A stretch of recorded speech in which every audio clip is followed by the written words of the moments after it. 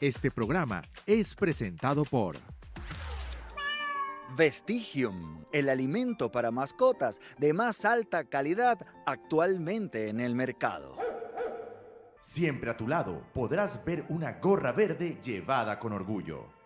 Fospuca, pasión por la limpieza, pasión por Venezuela. Ya comienza la hora del día en la que el humano no es el protagonista. Hora Animal. 60 minutos dedicados a esos seres maravillosos de cuatro patas. Pasen adelante, que llegó la hora de la consulta del Dr. Otto TV en Hora Animal. Muy buenos días, buenas tardes, buenas noches. Depende del país, del planeta Tierra donde se estén conectando. Señoras y señores, bienvenidos a esta hora donde el humano no es el protagonista. Yo soy Otto Alvarado, @Dr. Otto TV, son mis redes sociales, certificado de locución 61288. Y seré el encargado de llevarlos en la siguiente hora por un mundo donde hablaremos de la adopción, de tenencia responsable. Vamos a fomentar el bienestar animal, efemérides, curiosidades y muchísimo más. Este programa y dinosaurios el día de hoy, sí señor. Este programa es patrocinado por @Vestigium Group, el alimento para mascotas de más alta calidad actualmente en el país, y por Fospuca, pasión por la limpieza, pasión por Venezuela. Llegamos a ustedes por radio a través de 96.9 FM en Caracas, 105.3 FM en Valencia y a través de las redes sociales, Twitch, TikTok, YouTube, Instagram, siguiendo la radio podcast y @Dr. Otto TV. Señoras y señores, sean bienvenidos a Hora Animal. Número 58, programa número 58. Ajá. Sí, señor, estuvimos visitando a la familia.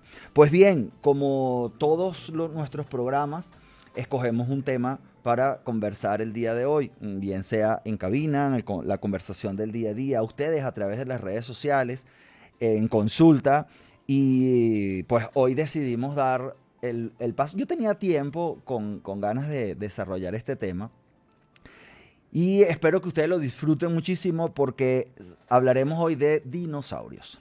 En Venezuela existieron dinosaurios, de hecho fueron catalogados dinosaurios venezolanos.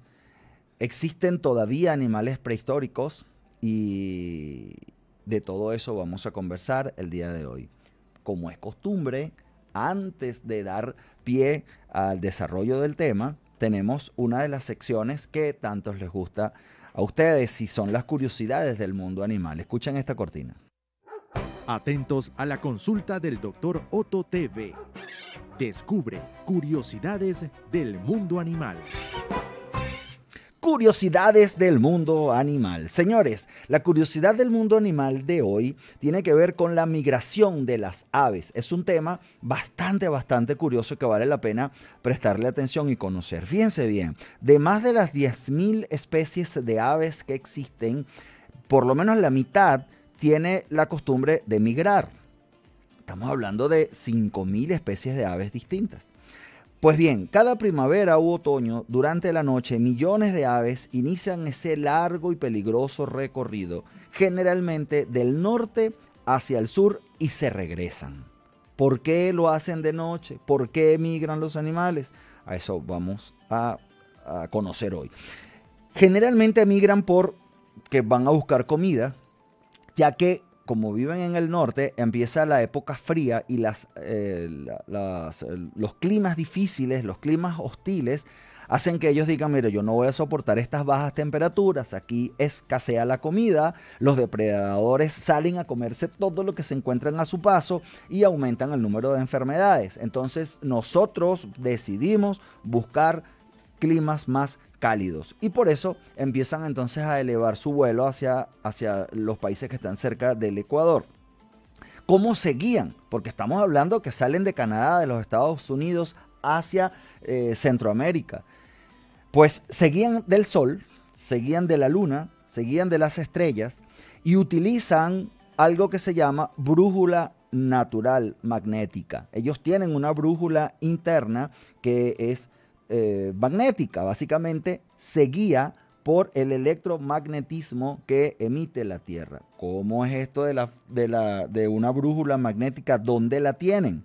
Si ustedes me siguen desde hace mucho tiempo, es posible que en alguno de los programas de hace varios años atrás yo le haya dicho con toda propiedad que esa brújula magnética, que está formada por magnetita, que es básicamente un mineral ferroso, ¿ok?, está instalado en el pico y en algunos en la cola. Sin embargo, yo tengo la responsabilidad de mantenerme actualizado día a día para pues no venir a hablar pistoladas ni en redes sociales ni en radio, ¿de acuerdo? Así que antes de yo traerles un tema, créanme que lo revisé bastante para minimizar la posibilidad de equivocarme, porque sigue estando dentro de la posibilidad. Pero resulta que si yo les dije en algún momento que esa brújula magnética formada por magnetita, que son depósitos ferrosos, estaba en el pico, hoy se ha demostrado que no es así. Los últimos estudios nos demuestran que estos depósitos ferrosos están en los macrófagos, que son células del sistema inmunológico. Increíble, porque no tiene absolutamente nada que ver con el sistema nervioso, ni con neurotransmisión. Lo tienen en el sistema inmunológico, en unas células denominadas macrófagos. La otra hipótesis que está por comprobarse, gracias a últimos estudios que todavía no han concluido, demuestran o sospechan o quieren demostrar que esos depósitos de hierro o magnetita están en la retina. Ya se sabe también que no solo hay magnetita, sino magnemita. Son esos dos minerales que están ahí. Y la verdad es que han encontrado que esa magnemita, que es el segundo material ferroso, que repito, ayuda a que esa brújula natural funcione gracias al electromagnetismo que libera la Tierra y que a su vez es la que le dice a las aves hacia dónde tienen que volar, están distribuidas por varias partes de su cuerpo. ¿De acuerdo? Así ellas elevan el vuelo y dicen hacia allá es donde yo tengo que volar y tienen la capacidad de ir y venir. Pues bien, ¿cómo saben las aves que es la hora de volar? ¿Cómo no se vienen 3 meses antes? ¿O cómo no arrancas a volar antes de que te toque? Pues esto de la fecha de migración tiene que ver con el clima.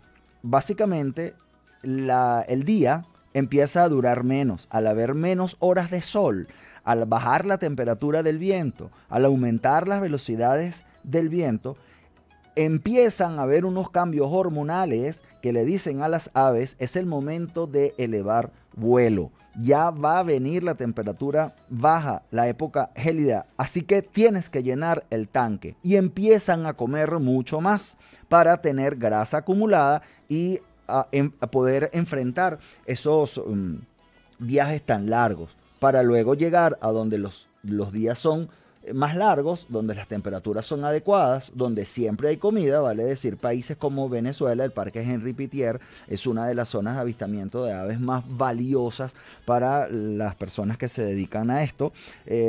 Falcón, también Chichiriviche, tiene unos sitios, unos miradores para tomar fotografías que lamentablemente están deteriorados, pero vienen especialistas a tomar esas fotos. República Dominicana también es otro sitio bastante valioso para los que les gusta avistar aves extrañas. Pues bien, ellos llegan a esa zona porque ahí se pueden empezar a reproducir. Si no tienen idea de cuánto puede volar un ave, para que vean lo impresionante de la capacidad de orientación para volar de noche y para, repito, llegar a este país y regresar, les voy a hablar de menor a mayor la cantidad de kilómetros que puede volar una de estas aves. La aguja colipinta puede volar 12.000 kilómetros. Para que tengan una referencia, Venezuela mide de punta a punta 2.183 kilómetros. Y el continente americano, desde Canadá hasta Argentina, mide 15.500 kilómetros. Pues esta aguja colipinta tiene la capacidad de volar 12.000 kilómetros. El pingüino, que es un ave que no vuela y también migra, puede nadar 13.000 kilómetros. El récord definitivamente lo tiene el charanés ártico, también lo pueden llamar o encontrar como el chalán ártico o el charán ártico. Pues esta ave tiene la capacidad de volar nada menos que 96.000 kilómetros. Eso es de polo a polo, ida y vuelta. Como dato curioso, tenemos que dentro de estas aves migratorias, la agachadita real puede volar 6.500 kilómetros. Y ustedes dirán, ¿pero qué tiene esto de particular? Si ya dijo que la aguja colipinta vuela 12.000, que el pingüino nada 13.000, que el otro 96.000, que él llama la atención que la agachadita real nade o vuele 6.500 kilómetros. Pues que lo hace a una velocidad de 96 kilómetros por hora. ¿Ustedes se imaginan encontrarse un ave volando 6.500 kilómetros a 90, tal cual, 96 kilómetros por hora? Y hay otro dato interesante, que es un ave que se llama el vencejo, que la mayoría de su vida la hace en el mar. Él rara vez toca tierra. Pues este es capaz de migrar y volar mientras duerme. Él sencillamente no se va a detener. Él va a migrar, su tarea es llegar al otro lado del continente y duerme mientras vuela. Y ustedes se preguntan, bueno, pero espérate, ya vas, ¿cómo es que el ave sabe para dónde va mientras que va dormido y sigue volando? Pues lo que hace es aprovechar la temperatura caliente del mar. Si bien hay unas que pueden subir hasta 2.500 kilómetros de altura, suena redundancia, pero subir a 2.500 kilómetros de altura es por estar por encima de las nubes y evitar los rayos y lluvia, etcétera, y ¿cómo se llama? Las turbulencias, que las sentimos bastante cuando vamos en el avión. No, vuela por la superficie del océano. Entonces, ese mismo efecto que hace el papel cuando se quema, que se levantan las cenizas, el mismo efecto por el cual vuela el globo, el Ícaro, los zamuros, que ustedes lo ven así dando vueltas, varios zamuros dando vueltas y no aletean nunca. Bueno, esos son corrientes de aire caliente que ellos aprovechan para subir y después planean. Vuelven a agarrar otra corriente de aire caliente, suben y después planean. Estos señores se van por encima de la superficie del océano aprovechando estas corrientes calientes. Unas duermen, otras no, pero bueno, las que duermen sencillamente se van abriendo las alas, dejando que la temperatura caliente la trasladen. De verdad que es fascinante. ¿Y por qué lo hacen de noche? Que me preguntaban. Qué interesante el tema, doctor, gracias. ¿Por qué lo hacen de noche? Básicamente, aunque no sean aves nocturnas, ellas se modifican y dicen, bueno, de noche tenemos menos depredadores potenciales. Segundo, las temperaturas son más frescas, por lo tanto no nos vamos a deshidratar y no nos vamos a sobrecalentar. Hay unas que pueden volar siempre viendo tierra, hay otras que pueden volar siempre por el mar. Como quiera que sea, el aletear, el ir a 96 kilómetros por hora va a elevar muchísimo la temperatura corporal, sobre todo si los rayos solares están a la luz del día, ¿no? Si están a la orden del día. Entonces, pues inteligentemente deciden hacerlo de noche y comer de día. Las que no comen durante todo el viaje, pues fue que se acumularon suficiente grasa hepática antes de iniciar la migración y llegan a feliz término. Señoras y señores, esta belleza, porque a mí me encantó este tema de hoy, fue la curiosidad del mundo animal. ¡Tucutum! ¡Pss! Y entremos en tema. Hoy les dije que íbamos a hablar de dinosaurios. ¿Por qué de dinosaurios? Porque me parece que hay mucho que conocer. Vamos a hablar primero de algunos términos para entrar en contexto y bueno, como cultura general, ¿verdad? En primer lugar, sepamos que la paleontología es la rama que se encarga de estudiar a los animales prehistóricos. El paleontólogo es el que se encarga de ese estudio. Ahora bien, ¿qué es un animal prehistórico? Fácil, pues su nombre lo indica antes de la historia. Sí, pero exactamente dónde estamos ubicados y de qué vamos a hablar. Se dice que antes de la historia está marcada, o la historia a partir de ahí está marcada cuando el hombre comienza a conservar sus documentos históricos, cuando comienzan las escrituras básicamente y a encontrar el valor de las escrituras. Entonces, si los animales están caminando sobre la Tierra desde hace 3.800 millones de años, cualquier animal que haya aparecido sobre la Tierra desde hace, repito, 3.800 millones de años hasta 3.500 años antes de Cristo, que es cuando se estima, aparece la escritura. En ese espacio histórico es donde están los animales que se llaman animales prehistóricos.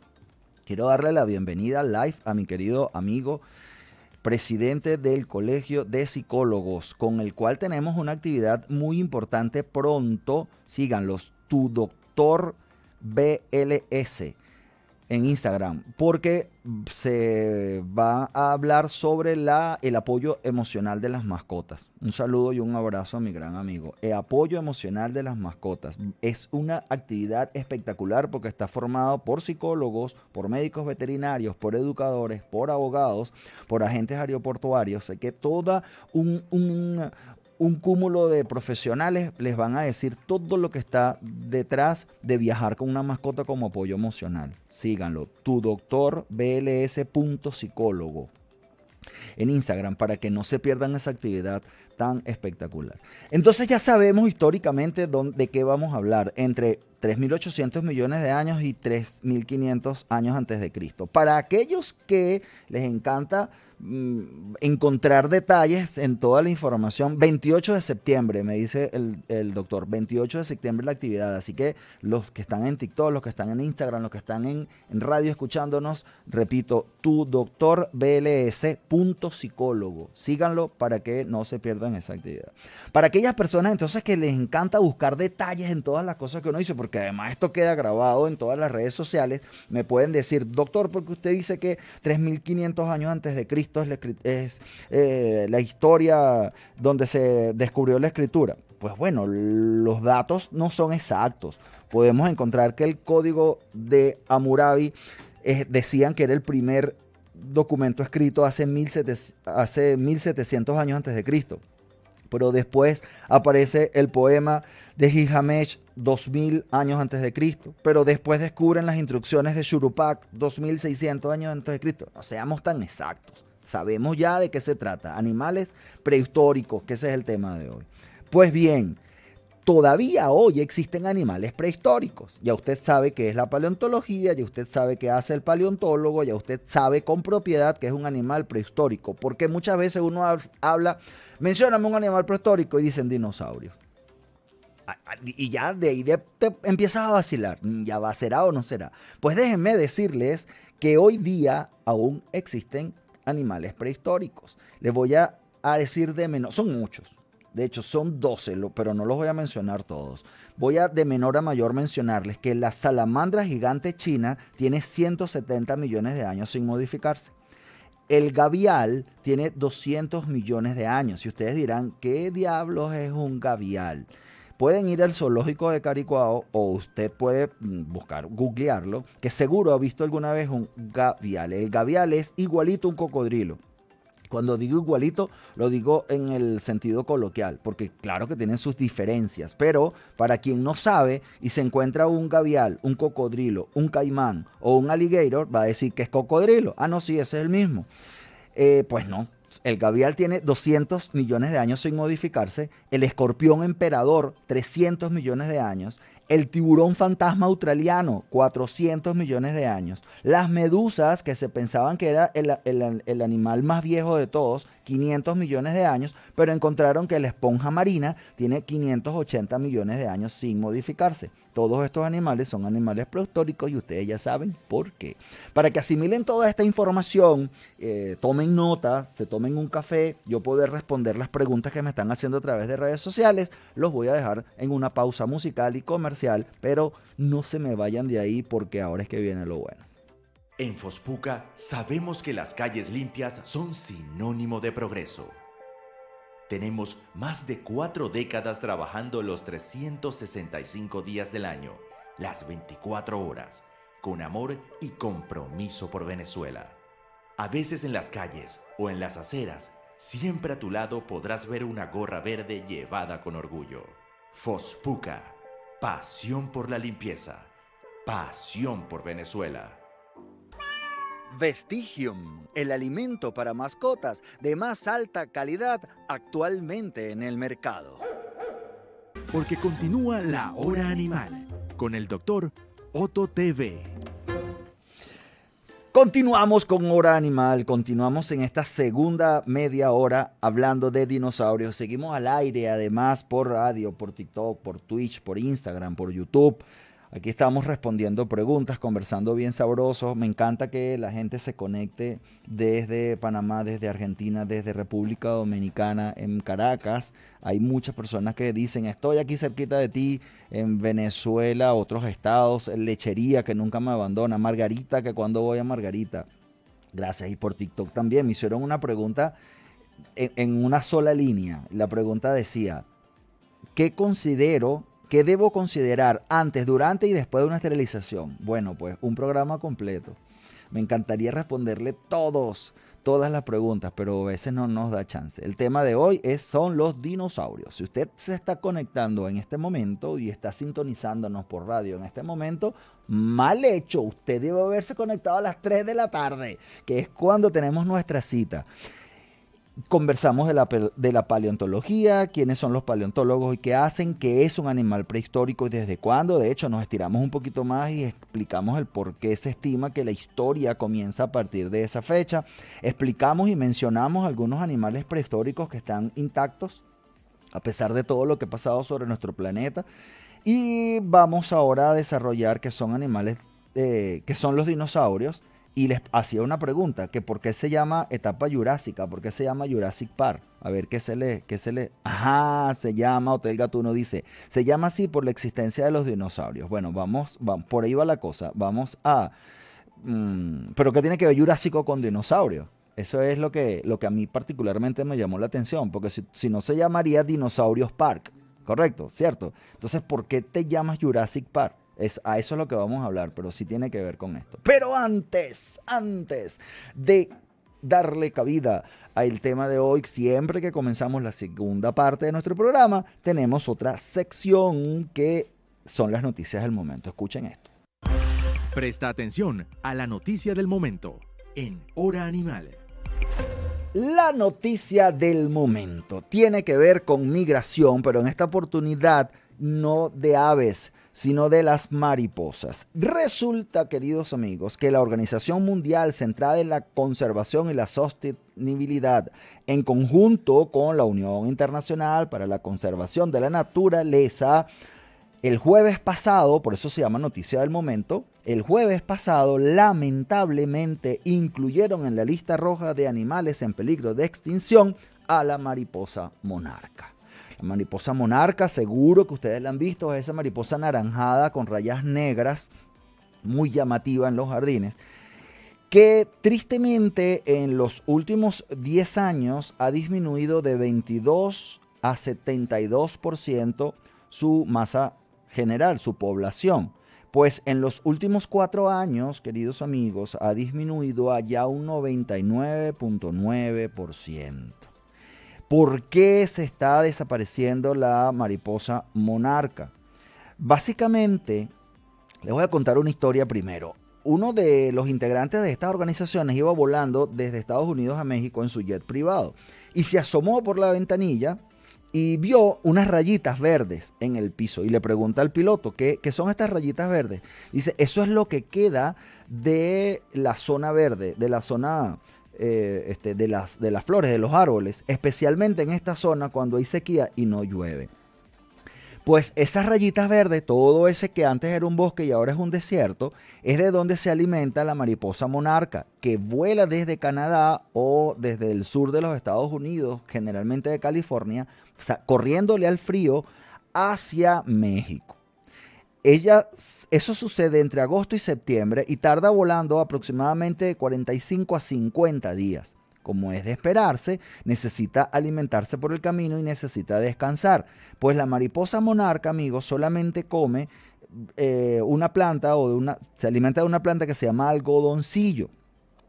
Y para descansar también en algunas flores de néctar. Pues las mariposas, igual que las abejas y los murciélagos, juegan un papel crucial en la polinización de las plantas. Pues bien, si ella tiene que salir para hacer ese viaje todos los agostos y septiembre, de hecho, quiero que sepan, la mariposa monarca es la única mariposa que se sabe hasta ahora, realiza la migración bidireccional. como lo hacen las aves. Es decir, va a México, hace su trabajo de reproducción, se alimenta, espera que cambien las temperaturas y se regresa a los Estados Unidos o a Canadá. Entonces, si ha disminuido su hábitat por la fabricación de industrias y ciudades, por la crisis climática que ha aumentado la temperatura, pero de una manera brutal, especialmente en el desierto de Texas. Y el uso de los herbicidas para proteger al algodoncillo y las otras plantas, pues cuando llegan las mariposas sencillamente se van muriendo. Entonces este señor, que evidentemente tiene poder de decisión y mucho dinero, dijo no, hay que hacer algo. De hecho, la noticia que ustedes pudiesen encontrar si la buscan es que la mariposa monarca entra en peligro de extinción, pero no todo está perdido. ¿Qué fue lo que hizo este señor? Pues tomó medidas y fundó lo que se llama la Ruta Monarca. Se dedicó, junto con otras organizaciones, a formar unos restaurantes ecológicos de camino. Vale decir, se tomó la decisión de que en agosto y septiembre no utilicen herbicidas en esa zona. Segundo, a reforestar de algodoncillo, sobre todo por donde tiene que pasar la mariposa monarca, por eso se llaman rutas monarca.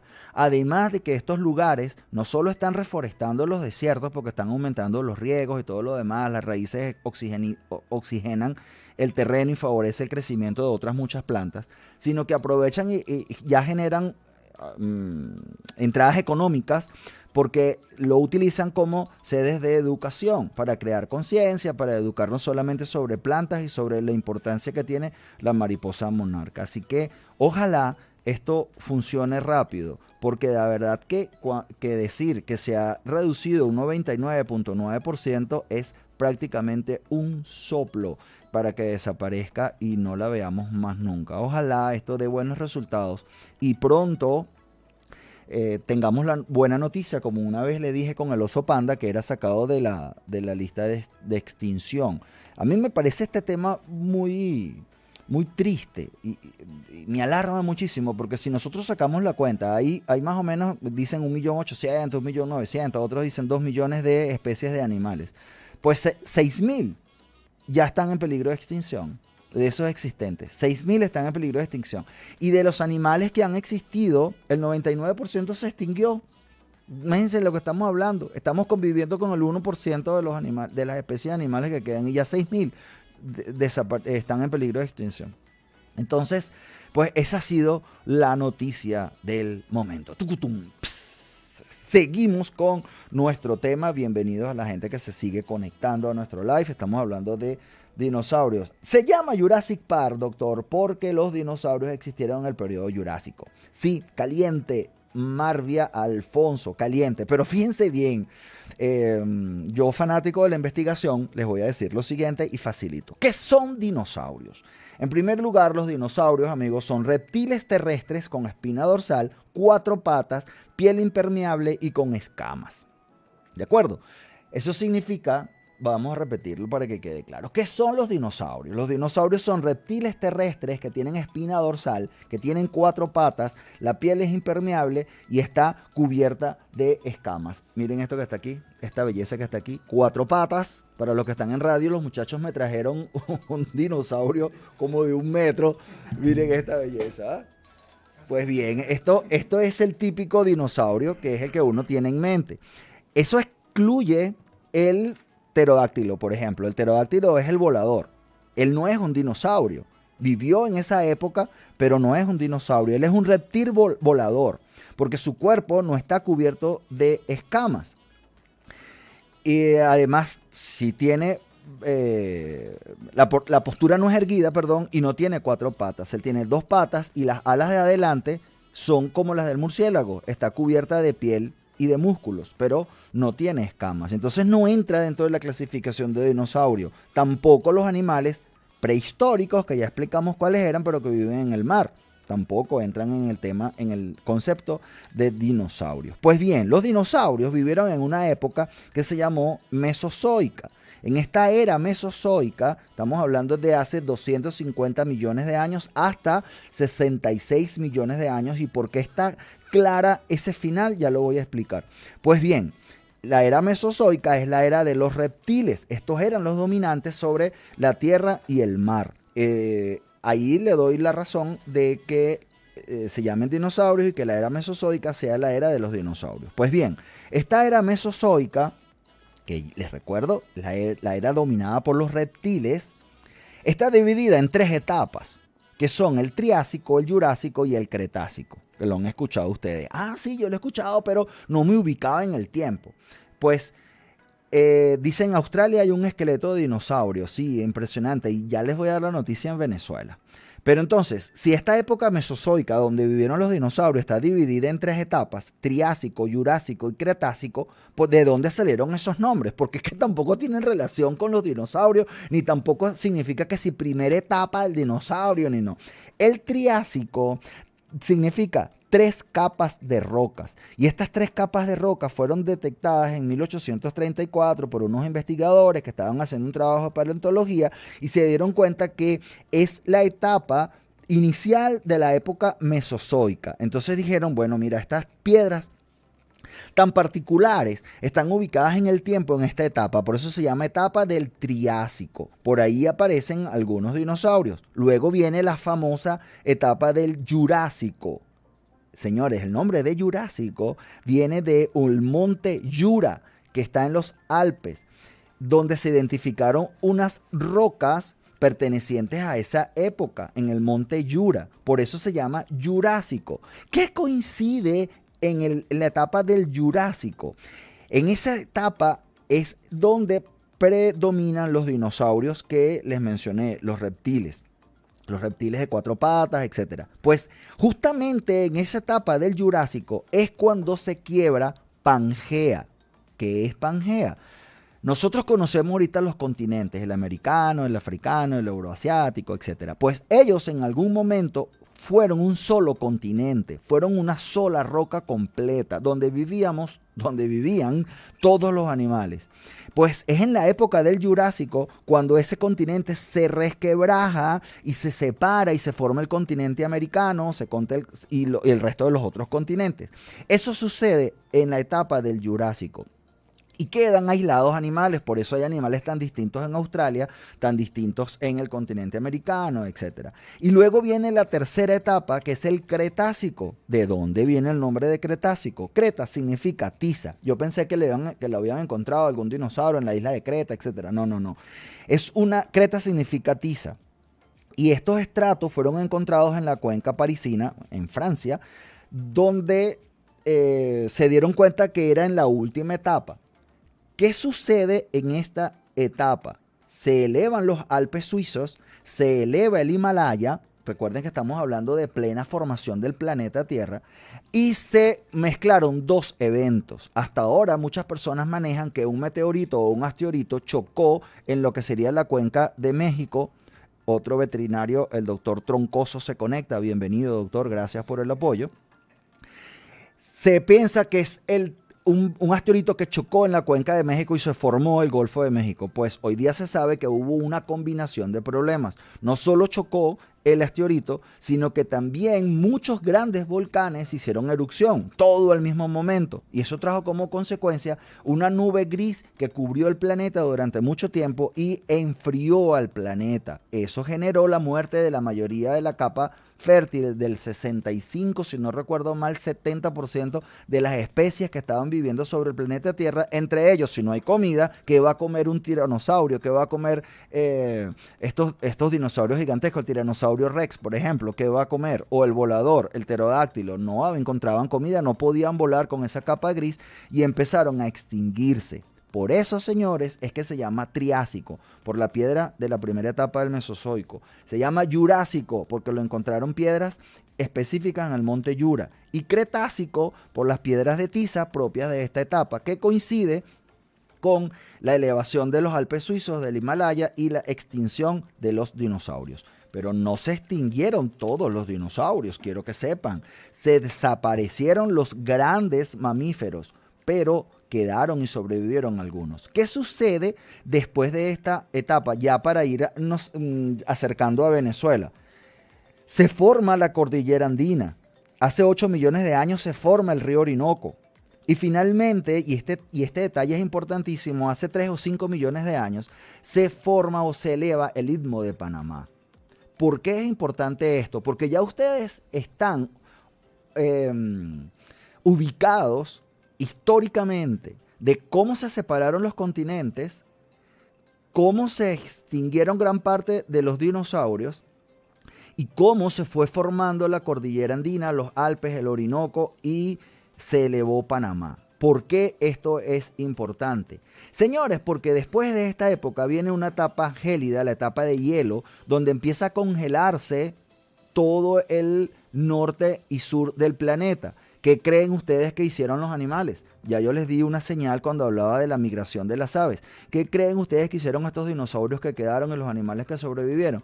Empezaron a buscar climas más cálidos. Afortunadamente ellos vienen bajando del norte del continente, vamos a irnos centrando ya al continente americano, porque sucedió en todo el mundo, pero en el continente americano vienen corriéndole al frío y se encuentran con un puente llamado Panamá. ¡Ah, qué maravilla! Pudimos cruzar el Panamá, pudimos cruzar lo que hoy conocen como el Dairén, llegan a Colombia y entran a Venezuela. Cuando entran a este país tan espectacular en riqueza alimenticia, fauna, flora y temperatura, dijeron pues nada, llegamos al paraíso, pero se encontraron con algo con que ellos no contaban y son los breales.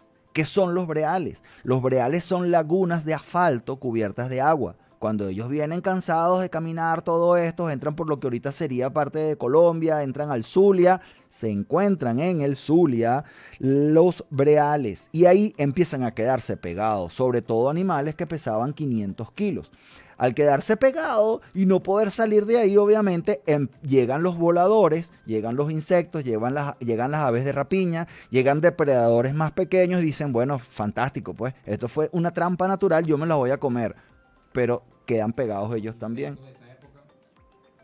Los insectos de esa época, sí, todos eran gigantescos. De hecho, les voy a comentar ahorita algo bien interesante de Venezuela específicamente, porque hay fósiles de insectos brutales. Las libélulas, bueno, y ojalá me dé el chance para hablar de los animales de Venezuela, los prehistóricos de Venezuela. Pero entonces estos animales se quedan pegados en estos breales. ¿Dónde encontraron dinosaurios en Venezuela? Han encontrado especímenes en las cuevas del Indio, en el Cafetal, aquí en Caracas, en el estado Monagas, en la cueva del Guácharo. Entre los breales hay osos de 14 o 20 mil años de antigüedad. Estos son hay otros breales. ¿Dónde hay breales? Están en el estado, como ya le dije, Zulia, en la Sierra de Perijá. Hay unos en Meneinciarte, hay en Monagas. ¿Y qué han encontrado, por ejemplo, en el del estado Zulia? Fíjense que en 1 metro cúbico, en el breal de Meneinciarte, han encontrado más de 8.000 ejemplares fósiles en un cuadrito. Cierren ustedes un brazo y estiren el siguiente. Eso es más o menos 1 metro. Imagínense ahora un cubo de ese tamaño. En ese cubo, en el Zulia, encontraron un ecosistema completo con anfibios, reptiles, murciélagos, pájaros de cualquier cantidad, caballos, dantas con patas de caballo, camellos. Encontraron el primer tigre diente de sable. Eso significa que el 57% de los animales que estaban ahí, por cierto, eran mamíferos. Habían reptiles y aves también, pero el 57% eran mamíferos. Y descubrieron que todos habían bajado del norte del continente hacia Venezuela, buscando esas condiciones climáticas que yo le mencionaba actualmente. A partir de ahí, gracias a las excavaciones que ha realizado PDVSA en el 2006, en el 2001, excavadores también, obreros, colocando tuberías de gas, han encontrado aves con cara de iguana, pelícanos gigantes, muchísimos especímenes de la megafauna, como les mencioné, camellos, toxodontes, mastodontes. Yo tengo una foto que me tomé en Panamá al lado de un perezoso gigante. Ese es un animal como de 4 o 5 metros de altura, no vivía en los árboles indiscutiblemente, pero vale la pena que sean visitados. Pues Venezuela tiene la dicha de ser catalogada como un baluarte paleontológico del planeta, gracias a la gran cantidad de animales fósiles encontrados en sus tierras. Entre ellos, para ir finalizando nuestro programa, han encontrado la tortuga gigante de Urumaco. Esa la descubrieron en la formación de Urumaco en el estado Falcón y es una tortuga de 3 metros de larga y 2 metros de ancho. Podía medir unos 50 kilos u 80 kilos más o menos y data de unos 5 millones de años. Encontraron también el roedor gigante. Los nombres científicos no los vamos a mencionar, pero quiero que sepan que era un chigüire. Señores, pero el chigüire, que todavía sigue siendo el ratón más grande, este era del tamaño de un toro. Medía 700 kilos. Tremendo chigüire. Tremendo chigüire. 3 metros de alto. Otro médico veterinario, Edilmar, gracias, bienvenida, colega. Entonces, imagínense ustedes un chigüire de 700 kilos, del tamaño de un toro. Estaba un caimán gigante, y cuando hablo de un caimán gigante que vivió hace 8 millones de años, este animal medía 12 metros de largo, es decir, tan grande como un autobús escolar. Imagínense entonces un cocodrilo del tamaño, o un caimán del tamaño de un autobús escolar, comiendo tiburones, comiendo tortugas, comiendo inclusive otros cocodrilos, todo lo que estaba cerca. Su familiar más cercano es el que conocemos en Venezuela como la baba. También encontraron el primer diente de sable suramericano en Venezuela. Lo encontraron en Venezuela, vivió hace unos 10.000 años atrás y lo encontraron tanto en la zona de los Andes como en Monagas, en Maturín. Es decir, que él andaba sus andanzas por todo esto. Sus colmillos podían medir 20 centímetros. Eran bastante largos, le salían de la cara, pero eran delgados. Entonces él prefirió empezar a cazar animales gordos, pero que no tuviesen coraza, que era bastante común en esa época. Había un tiburón gigante. Señores, el tiburón gigante fue encontrado en Falcón, en nuestras tierras, en Paraguaná, específicamente en la región de Urumaco. Este era igual o pesaba lo mismo que 7 elefantes adultos. Está la pereza gigante terrestre que les mencioné antes. Más o menos de 8.000 años atrás pesaba 4 toneladas y tenía 6 metros de alto, como le dije. El armadillo gigante, que es el cachicamo gigante. Este fue encontrado en el río Orinoco. Y era igual que un Volkswagen, que un carro Volkswagen. Ese era también un tremendo cachicamo. ¿Ok? Y el pez bulldog, que también fue encontrado en Venezuela, de unos 6 metros de largo. ¿Y saben dónde encontraron este pez bulldog? En Trujillo. Ya va, doctor, pero ¿cómo que un Trujillo, un pez? Claro, acuérdense que les mencioné que todo estaba cubierto de agua y que todo esto fue elevado, igual que en los morros de San Juan. ¿Cómo es que se llaman los morros de San Juan? Sí, ¿Ah? San Juan de los Morros, exactamente. En San Juan de los Morros también han encontrado restos de animales marinos, caracoles marinas. ¿Por qué? Bueno, prueba del movimiento telúrico que hubo. En Venezuela encontraron dinosaurios pequeños de medio metro que sobrevivieron a esta gran extinción y lo curioso es que está en Francia, en un museo en París. Están pidiendo ser devueltos a Venezuela. Fueron encontrados en una excavación y por eso le pusieron venezuelensis, ese dinosaurio. Donde, ya para concluir, podemos ver a estos especímenes y dónde podemos conocer más de esto. En el Museo Paleontológico de Urumaco, que está en Falcón. El Parque Museo de Arqueología y Paleontología Taima, ubicado también en Falcón. El Museo de Cojedes del Hombre y el Ambiente en San Carlos. Y en el Museo de Ciencias y la Escuela de Geología de la Universidad Central, que está ubicada en Caracas. Amigos, tenemos muchísimo por aprender y por disfrutar de este mundo tan desconocido. Afortunadamente este programa se llama Hora Animal y podemos hablar de cualquier animal.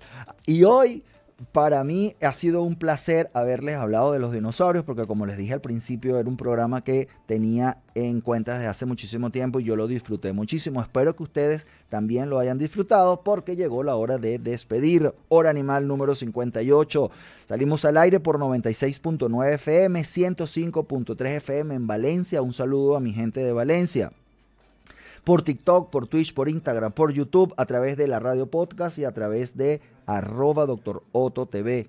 atendido por sus propios dueños. Cuando quieran hacer alguna pregunta en mis redes sociales. Este programa es patrocinado por @Vestigion Group, el alimento para mascotas de más alta calidad actualmente en el mercado, y por Fospuca, pasión por la limpieza, pasión por Venezuela. Si les gustó este programa, los espero el próximo jueves. Toda la información que necesitas sobre tu mascota y mucho más en 60 minutos. Hora Animal. Este programa fue presentado por Vestigium, el alimento para mascotas de más alta calidad actualmente en el mercado. Siempre a tu lado podrás ver una gorra verde llevada con orgullo. Fospuca, pasión por la limpieza, pasión por Venezuela.